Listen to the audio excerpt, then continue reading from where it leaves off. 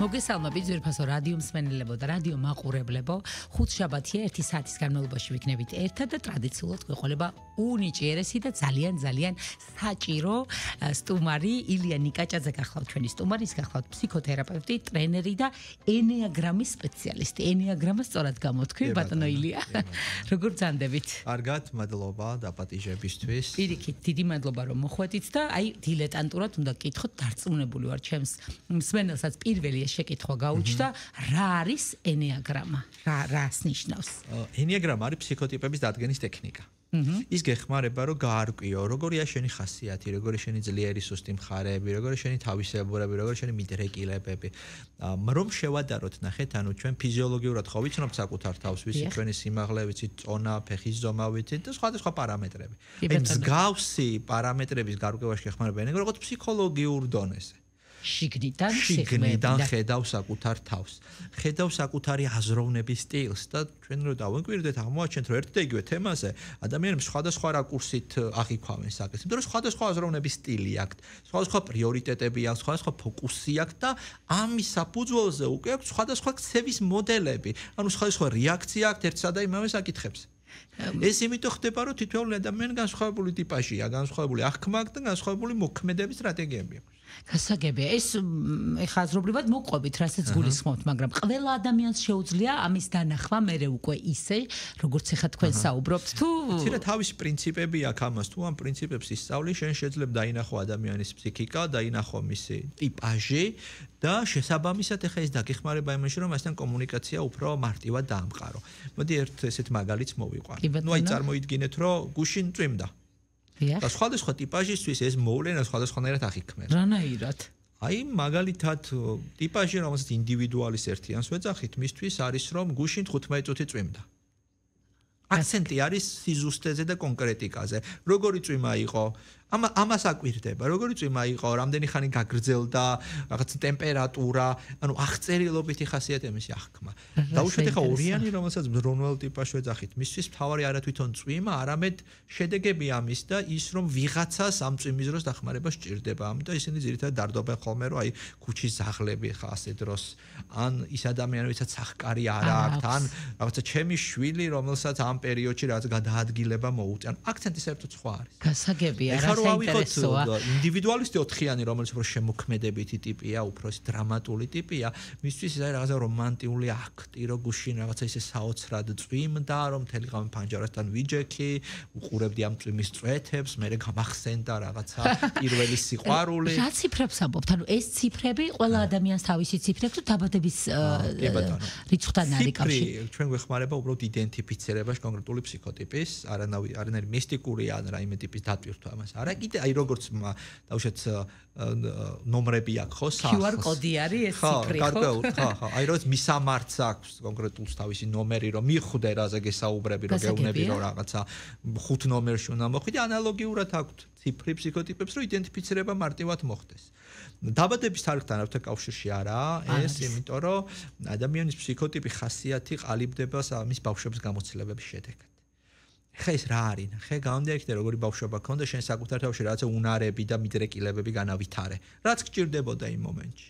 და ამან რო გაამართლა შემდეგ ფსიქიკამ ჩათვალა რომ ეს სტრატეგიები მუშაობს ყველასთან და გენერალიზაციას ახდენ ამ სტრატეგიის და იწყებ ამ სტრატეგიის შენ დაუნებურად ყველგან გამოყენება.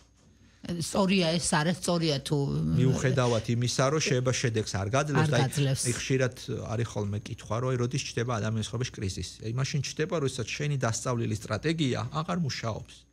და შენმა ფსიქიკამ არ იცის რა ქნას, იმიტომ რომ სხვა არ იცის. არ იცის. ანუ ეს დაახლოებით რას გავს, იცი რომ შენ იცი ენა, დაუშვათ ქართული და სადღაც აფრიკაში მოხდე შენი ენა არავის არ ესმის და გაიჭედა, იმიტომ რომ ალტერნატიული არ გაქვს არაფერი, სხვა კომუნიკაციის მანერა არ გაქვს. და სანამ შენ სხვა ალტერნატიულს ისწავლე, მანამდე ხარ კრიზისში და გაჭედილების მდგომარეობაში. შესაძლებელია ამის სწავლა?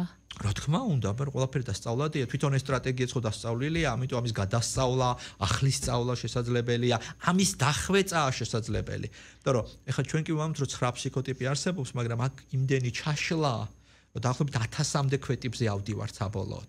და თითოეულ ტიპს აქვს თავის განვითარების დონე. ანუ პირობით ხარ რომ ვამბობთ, რომ სტალინი და ილია ჭავჭავაძე ერთ და იგივე ფსიქოტიპები იყვნენ, ხო, შეიძლება გაგვიკვირდეს რანაირად, მაგრამ განვითარების დონე, ანუ სტალინი იყო არაადაპტური იყო მისი სტრატეგია, უხეში ფორმებით იყენებდა თავის სტრატეგიას და ილია ჭავჭავაძეს უბრალოდ ახვეწილი ქონდა ეს სტრატეგია. დაახლოებით რომ თქვათ ეს დაახლოებით რას გავს იცით, რომ თქვენ ალბათ გაგისინჯიათ ჩაკაფული, რომელმაც შეგაზიცხა ჩაკაფული მიროვითად, მუგემური იყო. იმიტომ რომ ცუდად არის მომზადა, ამ დროს ინგრედიენტები იგივეა. ზუსტად გამისინჯავს ეგეთი, არ ვიცი. და ნაზრი წაიკითხეთ მე მგონი ზუსტად. ინახავთ გაგისინჯავ ჩაკაფული რაღაცა, თითებს რო ჩაიკონეთ და მას რო ქვაფს რო ესე. ბევრი წლის მერეო ხო და რა არ მიყვარს ჩაკაფული და. ანუ როგორც არსებობს კერძი, კარგად მომზადებული, მიუხედავად იმისა, რომ ინგრედიენტები ერთ და იგივეა, არსებობს ცუდად მომზადებული. ანუ შესაბამისად ამის ტიპაჟებიც არსებობს იგივე ტიპაჟი დახვეწილი, განვითარებული და იგივე ტიპაჟი, რომელიც უფრო ტოქსიკურია და დამაზიანებელი საკუთარ თავისთვის და სხვებისთვის.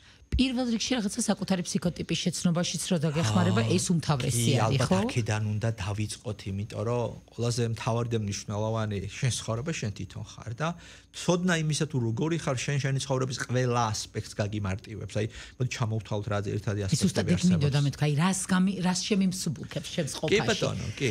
დავიწყოთ მოდი ძირითადი თემები რა არის ხო ადამიანის ცხოვრებაში. პირველი და ყველაზე მოთხოვნადი თემა საქართველოს არის ხომ პირადი ურთიერთობები. ოჯახი. აქ ხო ორი ნაწილია, ერთი და თუ პარტნიორი არ ყავს და თუ პარტნიორი ყავს. თუ პარტნიორი არ ყავს, კითხვა არის როგორ ვიპოვო შესაფერის პარტნიორი. და პარტნიორის პოვნაზე სანამ მიდგება საქმე ჯერ უნდა გაერკვიო შენს თავში, შენ გემოვნებაში, შენ სურვილებში, შენ მისწრაფებებში, შენ თავისებურებებში. ძალიან რთულია. რთულია, მაგრამ ეს არის გზა სტაბილურ ურთიერთობისკენ. ნუ შენ თუ ახლა წარმოიდგინე მაღაზიაში მიდიხარ ისე, რომ არ იცი რა გინდა. და იბოდიალებ 1-2 საათი და ბოლოს დაღლილი ან შემთხვევითი პრინციპით არჩევ რაღაცას, ან საერთოდ არ არჩევ. აი ადამიანი რომელიც არ იცის საკუთარი თავი და არ იცის მისი საჭიროებები პირად ურთიერთობაში, დაახლოებით ასეთი ლოგიკით არჩევენ ხოლმე პარტნიორს და მე გამართლებასია და ჩვენ გვაქვს ესეთი ფრაზა, რომ აი პირველ ქმარში არ გაგვიმართლა. აი თითქოს რაღაცა ლატარიაში მოვიგეთ ეს ქმარი და რაღაცა ის შეგხვდა ვინც არ უნდა. ამ დროს თემა არის რომ შენ რო გწოდნო და შენი თავი. არჩევდ ისეთ ადამიანს რომელიც შეესატყვისება შენ ხასიათს. ნიხდით არ მოდის წინააღმდეგობაში შენ მიდგომებთან, შენ სტრატეგიებთან, შენ აზროვნებასთან. იდეალურია ის, რასაც საუბრობ, მაგრამ ჩემთვის ხარ რაღაცა ის არის, ურთულესი რამე არის, რომ აი ამის დასწავლა, რასაც თქვენ ამბობთ, მართლა ყველაფერს შეამსუბუქებს. მარტო ჯერ ეს ერთი კრიტერიუმი რო ავიღოთ და ახლა კიდე ავცელებთ და ამბობთ, რომ კიდე რაში გეხმარება აი ამ ყველაფრის ცოდნა. მოდი მივყვეთ აი პირადი ურთიერთობის თემა. მივყვეთ თუ ყავს პარტნიორი უკვე. და ხა ვინც დაოჯახებული არის ან ყოფილა, იცის რომ მარტივი არ არის. ერთჯერ ქვეშ დიდი ხანი ერთსა და იმ ადამიანთან გაჩერება. რა ამარტივებს ამ ყველაფერს? ამარტივებს საკუთარი თავის და მეორე მხარის გაგება. ამარტივებს იმიტომ რომ შენ ხვდები რომ ადამიანის ქცევა ან აზროვნება შენ კი არ გერჩის რაღაცას და ამიტომ კი არ აზროვნებს ასე. ასეთია რა. აი როგორც შენ როდესაც გაიგებ რატო წვიმს და წვიმაზე აღარ ბრაზობ მერე, იმიტომ რომ იცი რომ ეს ბუნებრივი მოვლენაა, შენ კი არ ჯინზე კი არ წამოვიდა ლამაზი კაბარო გაცია მაინც. აი ანალოგიურად უდგები უკვე პარტნიორს, რომლის ქცევების ქვეტექსტები იცი რატო არის პირობითად ესე დეტალებზე ორიენტირებული, რატო ითხოვს შენგან ესე სიზუსტეს, რატო არის მკაცრი, მოთხოვნადი, რატო უჭერს ემოციების გამოხატვა, ამ პირიქით რატო გამოხატავს ბევრ ემოციას. და ნაკლები უარყოფითი ემოცია გაქვს მის მიმართ, ნაკლებად ბრაზობ, ნაკლებად წინს უკვე მისგან. და ეს ძალიან წინ გადადგმული ნაბიჯია ურთიერთობაში, იმიტომ რომ მცირდება თუ გაქვს, რა თქმა უნდა, ეგ არის მიმღებლობა, ესე ჰაერიდან კი არ მოდის, მიმღებლობა დგას გაგებაზე, როცა რაღაცა გესმის, იღებ კიდეც. ეხტე რატომაც ხდება როცა გესმის, ხო? აი ეს გვაძლევს რატომ შეკითხვებზე პასუხობს. მე ერთი ძალიან საინტერესო მაგალითი უნდა მოვიყო, ანუ არ დავასახელებ ერთი კარგი საინტერესო კომპანია, რომელიც ამზადებს პროდუქციას, ეს პროდუქცია ძალიან სპეციფიური. მარტივად დამწვარი.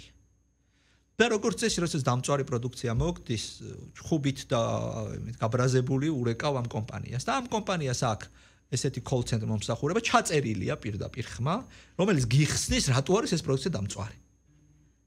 ეხტე და მიუხედავად ამას ხო? გიხსნის რომ ეს არის დამზადების ტექნოლოგია, განა დაგვეწვა. და უცებ ბრაზი მცირდება. მაგრამ ამ დროს პროდუქცია იგივეა, ხო არ შეცვლილა. მაგრამ ბრაზი შემცირდება, იმიტომ რომ შენ გაიგე მიზეზი და არ მიიღე ეს რომ აი როგორ მაკადრეს რომ დამწვარი მომიტანეს. ანუ მიხვდი რომ ეს პროცესია და ამ პროცესის შედეგი ეს ყველაფერი. იგივე ლოგიკა ადამიანებთან მიმართებაში, როცა გესმის რატო იქცევა ასე, გასაგებია მისი ქცევა, მისაღებია მისი ქცევა და ნაკლები კონფლიქტი და აგრესია ურთიერთობაში. ხა მეორეს მხრივ შენ თავს უგებ, ხო? შენ იცი რატო ხარ ასეთი, რატო ხარ ესეთი საქმიანი, ამ პირიქით რატო ხარ ესეთი ინერტული და ნელი. რაც გიადვილებს შენ თავს უკეთესად მიტანას მეორე მხარეს, იმიტომ რომ გენ გესმის რომ შენ, აი, ოკეი, ესეთი ხარ, მაგრამ მისთვის ეს არ არის ესე მარტივად ახსაქმელი. და პრეტენზია რომ რატო არ ესმის ჩემი ნაკლები. როცა იცი როგორ მიაწოდო შენი თავი, უკვე რა მაგარია. თვითონ როცა გესმის შენი თავის, ნაკლებად ითხოვს ხვებისგან გაგებას. ეს ძალიან საინტერესო ფენომენია, რომ ის რაც შენ თავს გაუკეთე, ამის გაკეთება სხვისგან აღარ გჭირდება. და პირიქით, ის რაც შენ თავს დააკელი, ანუ პირობითად ადამიანები რომელიც საკუთარ თავს ზრუნვას აკლებენ, უფრო მეტად ითხოვენ ზრუნვას ხვებისგან. ადამიანები რომლებიც საკუთარ თავს გაგებას აკლებენ, ხვებისგან ითხოვენ ხოლმე ამას. და ეს სხვა როგორც წესი არის ხოლმე მეორე ნახევარი, იმიტომ რომ ყველაზე ახლოს ფაქტიურად შენთან ის არის და გემრიელი, მისი შეჭმა გემრიელია, უფრო კარგად იჭმევა მართალია. კი, როდის დაინტერესდით ამ ყველაფერს? საიდან გაიგეთ ამისი არსებობა? ფსიქოლოგებს გვაქვს ერთ საიდუმლო. გვიტყვი როგორი? თუ არავის არ ეტყვით. არავის ეტყვი, აბა რა, მარტო მე და ჩემი მსმენელი. ძირითადად შემთხვევაში ჩვენ ამ სფეროში მოვდივართ ჩვენი პრობლემებიდან გამომდინარე. ძირითადად, არის გამონაკლისე, ხალხი ძირითადად ასე ხდება. ეს ნიშნავს იმას, რომ აქ პრობლემა ვიწყებ მოგვარების გზიზიებას და მოვედი ფსიქოლოგიაში. შემდეგ ჩემი პრობლემა რომ მოვაგვარე და გემო რო გაუსინჯერა, კარგია, მე უკვე ამას პროფესიონალურ დონეზე ვსწავლობ და მე უკვე ვიწყებ ხების. ხო, კიდე რომ სხვაებიც ამ გზაზე დადგნენ, რა თქმა უნდა. მე უამრავი კითხვა მქონდა და შემიძლია სიამაყე თქვა, რომ ყველა ჩემს კითხვას პასუხი გასცა ენიაგრამამ და არა მარტო კითხვაზე გასცა პასუხი, კონკრეტული სტრატეგია მომცა, კონკრეტული გზა მომცა, თან ძალიან მოკლე გზა, როგორ შეიძლება ეს პრობლემა მომეგვარებინა. და მოგვარდა ეს პრობლემები? იცი რა, ნაწილობრივ მოგვარდა. ანუ ზუსტად ამ პრობლემის მოგვარებას არ მინდა ისე გავიგოთ, რომ ეს არის რაღაც ერთჯერად პროცესი, ეს მუდმივი პროცესი. და როგორ ჯანმრთელობის პრობლემა მოაგვარე, მაგრამ ეხლა 10 წუთს ჯანსაღად უნდა იკვება, ხო? ცხადია. შესაბამისად დიდი დოზით მოგვარდა, დანარჩენი უკვე არის, რომ პროცესში უნდა გავაგრძელო ამ გზით სიარული, რომ ეს მოგვარება სტაბილური გახდეს. როგორ უნდა მივხვდე, რომ თქვენი დახმარება მჭირდება რაღაცაში? აუცილებლად უნდა გავიჭედო ესე იგი მეც რაღაცაში, ხო? თუ ორი მიზეზი არსებობს, რის გამოც დახმარების მომართავანი. ერთი არის უფრო ჭკვიანი ადამიანები და უფრო ჭკვიანები, რა შემთხვევაში მომართავენ. ჭკვიანები მომართავენ, როდესაც გაიჭედნენ. კი, შენ შეგიძლია შენითაც მოაგვარო პრობლემები, მაგრამ ჩემი დახმარებით უფრო სწრაფად და მარტივად გავაკეთებ. ეხლა სახლის რემონტს გავს. ნებისმიერ შეგიძლია შპალერი თავად გააკრათ, უფრო ძვირი შეიძლება დაგიჯდეთ, უფრო დიდი დრო მოანდომოთ, მეტი იწვალოთ და ასე შემდეგ. დაახლოებით იგივეა საკუთარ თავზე მუშაობაც. და უფრო ჭკვიანები მომართავენ სანამ გაიჭედებიან მანამდე.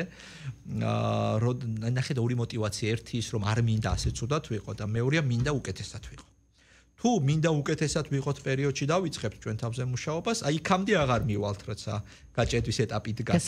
ამიტომ ყოველთვის ჯობია დავიწყოთ ეხლავე, იმიტომ რომ ეხლა ხო გინდა რომ უკეთეს ცხოვრება გქონდეს. ეხლა ხო გინდა უკეთეს პირადი ურთიერთობა გქონდეს. ეხლა ხო გინდა მეტი შემოსავალი, მეტი ფული. ბევრი შეკითხვები ყოველთვის გვაქვს საკუთარ თავთან და ამის გასაღები ძალიან კარგია. ფულის თემაზეც კარგად მუშაობს ენიაგრამა. აი ეხლა გუნდა მეკითხა პირადი ურთიერთობები და ჩამოვთვალოთ კიდე აი რა. აი ფინანსები და კარიერა. ფინანსები და კარიერა. ნომერ მეორე აქტუალური საკითხი ჩვენთან აქ არის. სხვა ქვეყნებში პირიქით არის ხოლმე. მაგრამ ჩვენთან ის ქვეყანა ვარ, სადაც სიყვარული ყველას უნდა გადაიღეს და შესაბამისად პირადი ურთიერთობები ძალიან მოთხოვნადი. კი. ფულის თემაში რა არის ნახე მთავარი გამოწვევა? ფული არის დაფასება შენი შრომის. ფული არის შენი შრომის მატერიალური განსახიერება. და იმისთვის რომ შემოსავალი გაზარდო, პირველში უნდა იცოდე რაში, რა ღირებულების შექმნაში გიხდი ამ ფულს. ხადია. ხო. ნახე, იმისთვის რომ გაიგო რა ღირებულების შექმნაში გიხდი ამ ფულს, უნდა იცოდე შენ თვითონ რა ღირებულებას წარმოადგენს. შენი ფასი ხო, შენი თავის. კი, და შენი თავის ფასი პირდაპირ გადის შენს ტიპაშთან. შენს ხასიათთან გადის პირდაპირ. ხო? იმიტომ რომ ეხლა ნანუკა გულო ასეთი რო არის, იმიტომ ზის ამ გადაცემის სამყარო. სხვანაირი რო იყო, აქ არიჯდებოდა, შეიძლება სხვაგან მცდარიყო, მაგრამ აქ არ. ხო? როდესაც შენ ზუსტად იცი როგორი ხარ, იმ რაღაციდან კარგის გამოდნობა უფრო მარტივია. შესაბამისად შენი ტიპაში, შენი ენიანიშნის ცოდნა შენ გეხმარება რომ უფრო ნაყოფიერი გახდე. იმიტომ რომ იცი რა უწიო და რა დააკლო. ისევ კულინარიასთან უნდა მივიდეთ. კულინარია გასაღებია ფაქტიურად. ბევრი ფენომენის ასახსნელად, ან ყველაზე მარტივი გასაღებია. ნახე როგორი თემა, იმისთვის რომ კარგი კერძი მოამზადო, რა გჭირდება. ინგრედიენტები. ზუსტად უნდა იცოდე ინგრედიენტები. ყველა კარგი შეფზარეული, იმიტოა კარგი შეფზარეული, რომ კარგად იცნობს ხორცს, კარგად იცნობს სუნელებს, კარგად იცნობს ბოსტნეულს, კარგად, რა თქმა უნდა. კალკულაციებს იმიტომ აკეთებს კარგად, რომ იცის ამ ხორცს რა მოუხდება. აი, წარმოიდგინე, რომ შენ ხარ, როცა ფულის ფსიქოლოგიას ვსაუბრობ, შენ ხარ პროდუქტი. ანუ შენ ხარ აი ეს რა ხორცის ნაჭერი ამ შენ ბოსტნეულის გასაგებია. და იმისთვის, რომ შენი თავი კარგ კერძად შექმნა უნდა იცოდე, ხო? უნდა იცოდე ეს თავი. თორე რაღაცას ზედმეტს უზავ, რაღაცას დააკლებ. და შესაბამისად ადამიანები, რომელიც აი ამ ზით სიარულს ირჩევენ, უფრო მარტივად ზრდიან საკუთარ შემოსავალს.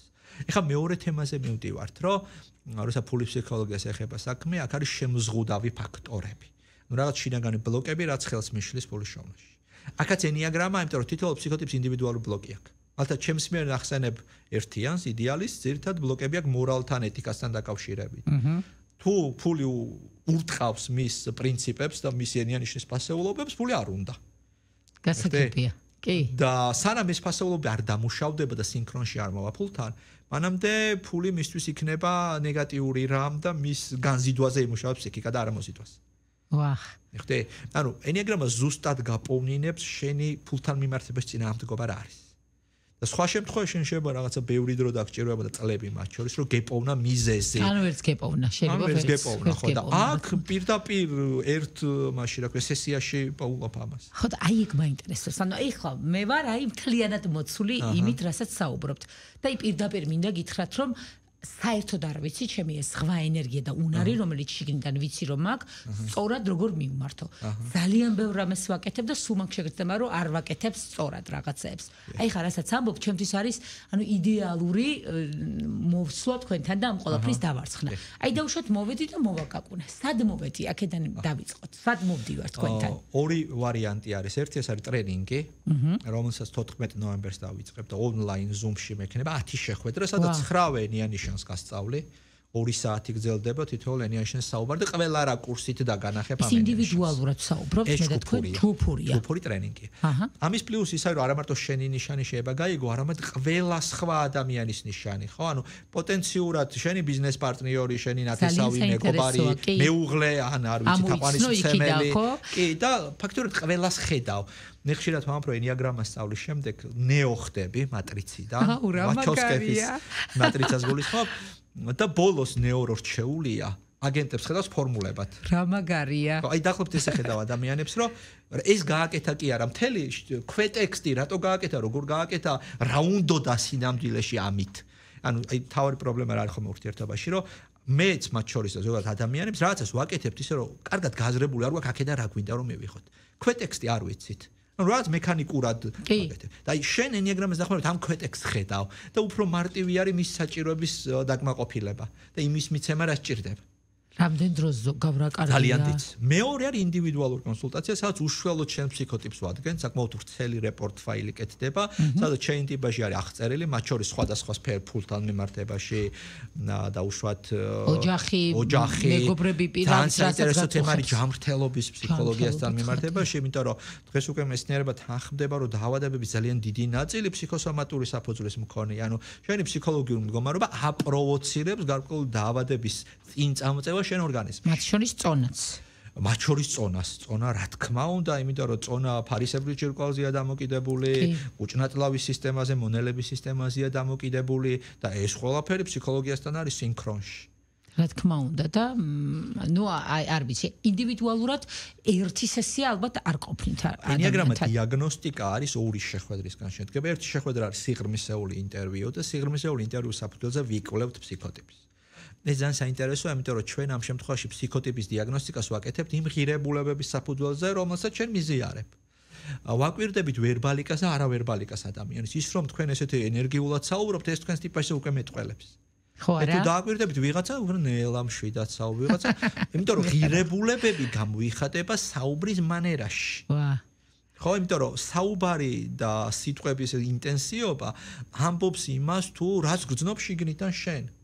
ახლა ცოტა ისა ვარ დაძაბული ვარ მგონია რომ უფრო ისე მხედავ ვიდრე სხვა ადამიანი ახლა არ ვარ ფოკუსირებული თქვენთან ახლაზე გამხელილად მგონია რომ ხედავთ ამ ყველაფერს ადამიანებთან ურთიერთობისთვის არის idеალური ჩემი აზრით ეს ყველაფერი მე მაინტერესებს რომ მეგონა რომ უფრო მეტ სესიას იტყოდით დიაგნოსტიკას მეტი არტირება შემდეგ მუშაობას ამაზე თავისთავად ანუ მარტივად რომ თქვა დიაგნოსტიკა ეს არის აი ექიმთან რომ მიდიხართ ექიმი გინიშნავთ რა სისხლის ანალიზი ეხოსკოპია ტომოგრაფია ჩვენ ახლა ვაკეთებთ ანალიზს ტომოგრაფიას ეხოსკოპიას ფსიქიკის ოღონდ ფსიქიკის ამის შემდეგ შედეგს ნახულობს ექიმი და მკურნალობას გინიშნავს თუ საჭიროა ეს უკვე შემდგომი ეტაპი შედეგი როგორია რაღაცა სქემა არის სადაც თქვენთვის თუ აი ეს ანალიზი მე როგორ გამოიყურება აი ამ შედეგი ფსიქოტიპის რეპორტ ფაილი PDF ფაილი სადაც აღწერილი არის თქვენი ტიპაჟის სხვადასხვა თავისებურებები და გამოვლენები მე უკვე დახმარებას როგორ ვიწყებთ ამ ყველაფრის ნახე ენიაგრამა ზუსტად გვეუბნება სად არის პრობლემა რაშია პრობლემა ვა ეს ეხება პირად ურთიერთობას ეს ეხება ფულს თუ ეს ეხება ჯანმრთელობას ან ეხა კიდე ძალიან აქტუალური თემა შვილებთან ურთიერთობა რომ ჩვენი შვილების გარკვეულ ხასიათის მქონეები ტიპაჟები არიან ჩვენს გარკვეულ ტიპაჟი ვარ და ეს უკვე შეიძლება კონფლიქტური იმიტომ რომ საკობრივად იცვლება მათი ხასიათი და შენ სასაკობრივად რაღაცა საკობრივად ფუნდამენტი არის რომ რაღაცები ემატება რაღაცები აკლდება გარდადეხის ასაკში ჰორმონალური თემები ემატება იქ სასკოლო პერიოდში ჯგუფთან ურთიერთობის გამწვანო ფუნდამენტი იგივეა ანუ ღერძი იგივე ამ ღერძის გარშემო ტრიალებს ეს ყველაფერი ეგ სხვა შორის ძალიან ისა მაშინებს და დიდ პასუხისგებლობას მაძლევს აი მე რომ არაფერი არ იცვლება ფუნდამენტი და აი ეს რაღაცა პატარა ასაკიდან რო ხდება მის გონებაში ყველაფრის დალექვა და არის გამოიყურება თუ დამეხმარება ეს ყველაფერი სწორად როგორ უნდა გავაკეთო ეს ყველაფერი ამის საქმეში კი ენიაგრამას პლუსი ის არის რომ აღზრდის თემა ძალიან გიმარტივებს იმიტომ რომ ნახე აღზრდა რა არის აქ ძალიან აქტუალური არის ხარაჩოს პრინციპი. ხარაჩოს პრინციპი რა არის, რომ შენ ხარ ხარაჩო შენი შვილისთვის და იმ დონეზე უნდა შეეხიდო, რა დონეზეც მას ჭირდება, რომ მიწვდეს მიზანს. გასაგებია. ეს ფაქტიურად გამორიცხავს ჰიპერზრუნვასაც, რომ ზედმეტად ბევრი იყო. ანუ ხარაჩო კი არ ხარ, შენ აწიე და მიიყვანე. გასაგებია. და მეორე გამორიცხავს უარყოფას, როცა საერთოდ არ ხარ.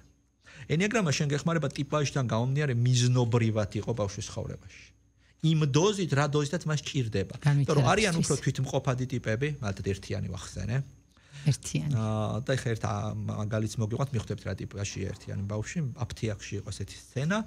მოკლედ დედა 7-იანია, 7-იანი თავგადასავლების ყველაზე მხიარული, პოზიტიური, ცოცხალი, ენერგიული, ძალიან კომუნიკაბელური, რაც უცერემონიო და დედა ის აფთიაქში შევიდა, გახარებულია სახლიდან გამოვიდა, იქ რაღაცა კრემი აიღო, იქ რაღაცა აიღო, იქ რაღაცას დაელაპარაკა, იქ მას კონსულტანტს რაღაცა კითხა და ბავშვი ამ ხნის განმავლობაში, სადღაც 10 წლის ბავშვია, სერიოზულად დგას, ისე რომ არ ტოკდება, დედას აკვირდება და ბოლოს ესეთი რეპლიკა, დედა, ნუ ცანცარებ ხათია ხო ხასიათი ბავშვი არის დიდი ბავშვები რო ეძახიან ხო აი თავიდანვე როს დასრული ტიპია კი ესეთი ბავშვებია იმდენად დიდი აქვთ მათ პასუხისმგებლობა რომ შობლის ზედმეტი ჩარევა არ ჭირდება დავალებებს ისედაც ამზადებს იქით გაძლევს შენი იქით არის შენი მშობელი მივხვდი ხა ამ ასეთ ტიპაშთან სხვა კომუნიკაციის სტილია საჭირო მაგრამ აი დედა როგორიც არის ეგეთი ბავშვი თუ არის ეგეთი ბავშვი არის ამ ხიარული ცოცხალი არაბეჯითი მაგრამ მარტივად ითვისებს ყველაფერს სუ ენერგიულია მოუსვენარი ერთი წამი არჩა